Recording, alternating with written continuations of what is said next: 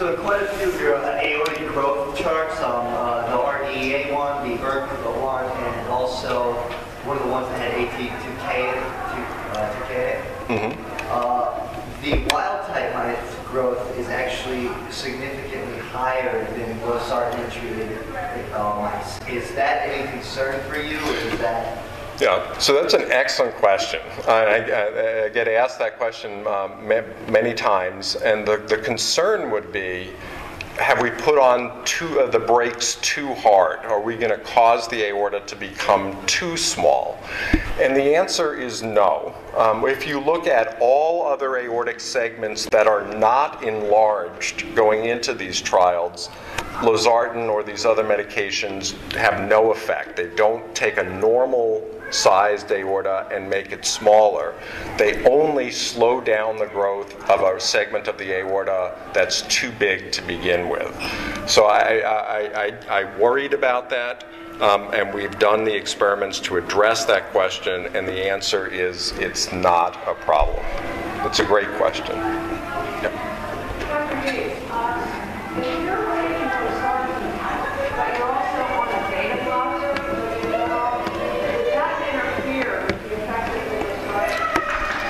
Yes, so that's the question was, if you're taking losartan and also a beta blocker, might that interfere?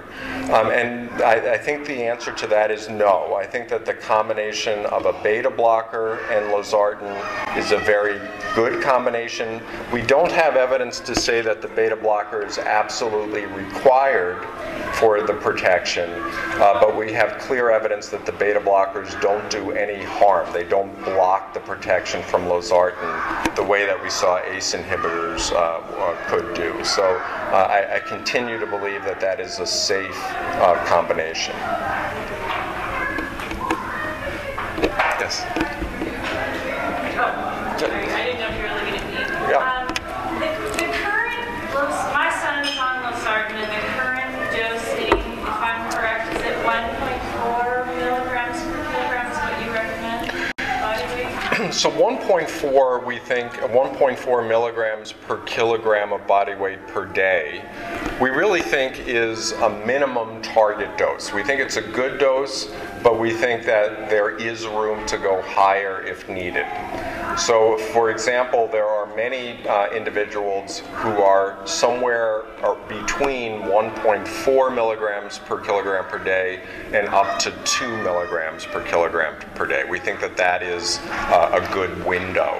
But I have no qualms about going as high as 2 milligrams per kilogram per day if needed, if we're not seeing the response that we would like to see. Well, okay, that was my follow-up then. You say if needed, how do I know if it's needed?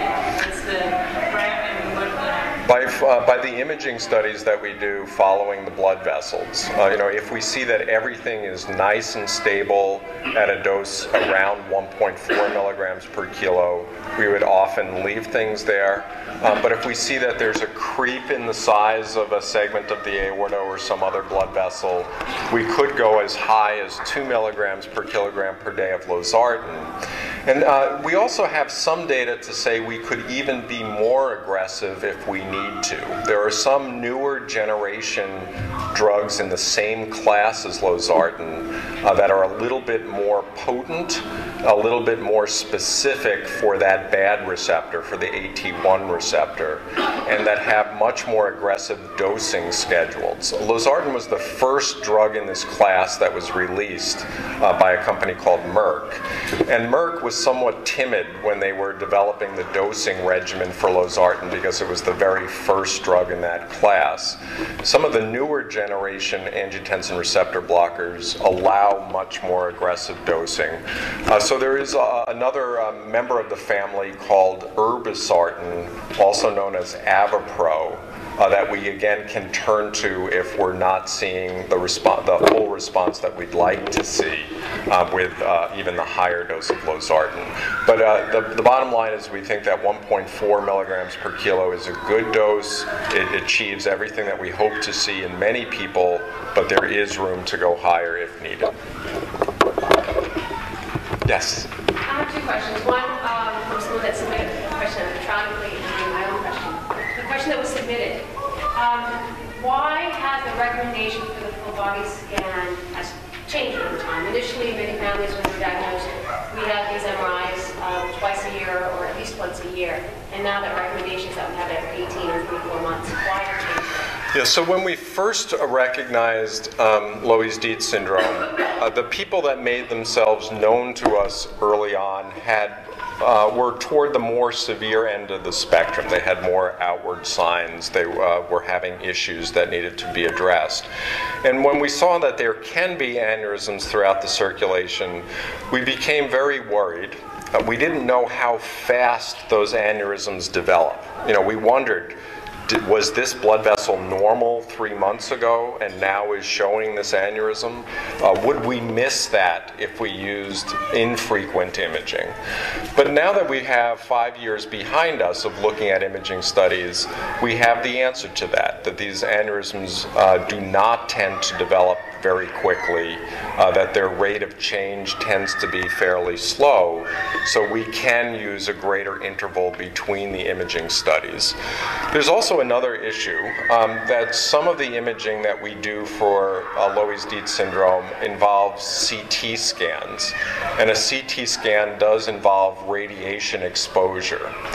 One CT scan is not going to make a big difference. Two CT scans are not going to make a big difference. But over a lifetime of having imaging, that could add up and cause problems. Your body has memory for how much radiation it's been exposed to.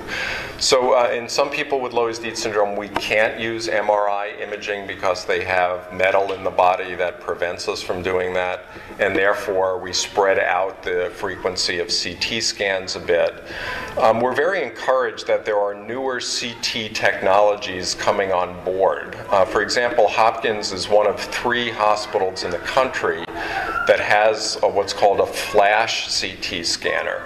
It allows you to image the whole body within a few minutes, and it's about 1/10 the dose of radiation of more routine CT scanners. Word on the street is that even newer technology is about to be released that would cause that to go down by a factor of 10. So I think that things are moving really in the right direction, but I think we wanted to limit the amount of radiation exposure, and we also learned that aneurysms weren't progressing very rapidly.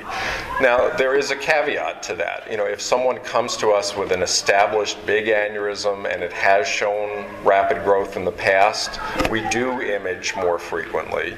If someone has an existing dissection of a blood vessel, and we know that a blood vessel with a tear is more prone to show rapid progression, we will image more frequently. But for someone who has a baseline study that shows no issues that need to be followed closely, we now feel very comfortable using 18 months to 2 years between imaging studies. So my own question, most of the findings which are always exciting to see, but most of the findings you've shared with us relate to the heart, for good reason. I can imagine why. The question is, given all the other issues that so many LDS patients deal with, is the idea that the heart and what you see in terms of the impact of Loeys-Dietz and the effects, is that a proxy to what you expect to find in other systems? Are the effects of the cell structure the same? That's an excellent question. I think we're really encouraged by virtue of what we saw in Marfan syndrome, that losartan didn't only affect the aorta, but also improved the lung, the skeletal muscle, the mitral valve. The list goes on and on. I can tell you, I'll foreshadow, I don't want to take their thunder away, but Pam and Tony have some very exciting data to suggest that losartan is having an effect elsewhere in other parts of the body in Loeys-Dietz syndrome specifically. So I would say to an extent that's still a bit of an open question, but I'm really optimistic based upon our experience with Marfan syndrome and based upon some really recent emerging data. So I think that's the most accurate assessment at this moment. Yeah. You don't happen to know what the other 2 hospitals that have flash CT scanners are? Is Gretchen here? She's out there. One is in Michigan. I don't remember what the third one is, but we can find that out for you.